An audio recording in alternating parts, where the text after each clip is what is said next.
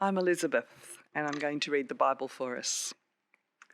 The first reading comes from John's Gospel, chapter 13, beginning at verse 31. When Judas was gone, Jesus said, "Now the Son of Man is glorified, and God is glorified in him. If God is glorified in him, God will glorify the Son in himself, and will glorify him at once. My children, I will be with you only a little longer. You will look for me, and just as I told the Jews, so I will tell you now. Where I am going, you cannot come. A new command I give you, love one another. As I have loved you, so you must love one another. By this everyone will know that you are my disciples, if you love one another." Simon Peter asked him, "Lord, where are you going?"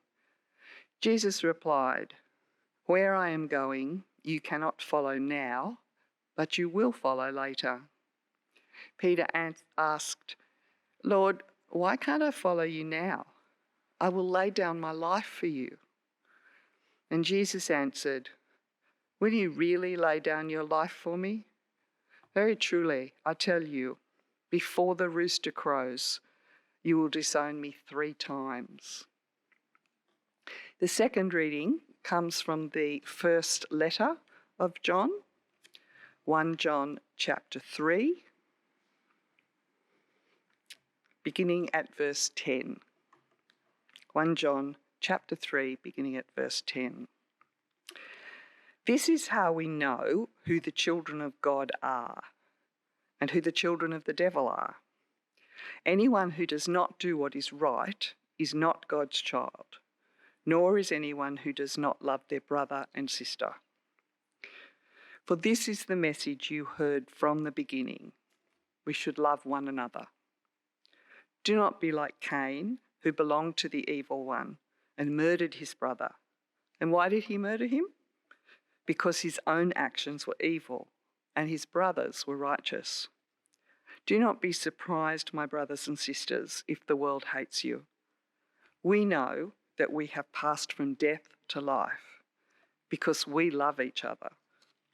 Anyone who does not love remains in death.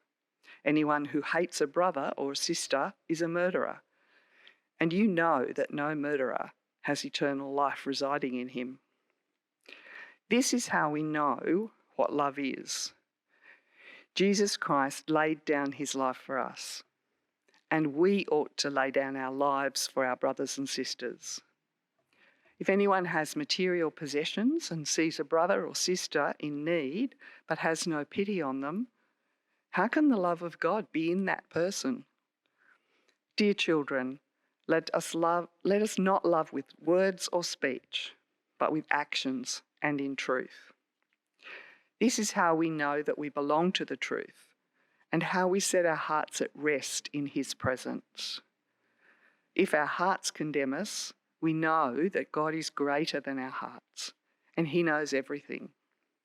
Dear friends, if our hearts do not condemn us, we have confidence before God and receive from him anything we ask, because we keep his commands and do what pleases him.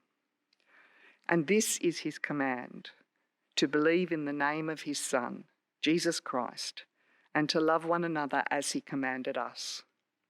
The one who keeps God's commands lives in him, and he in them.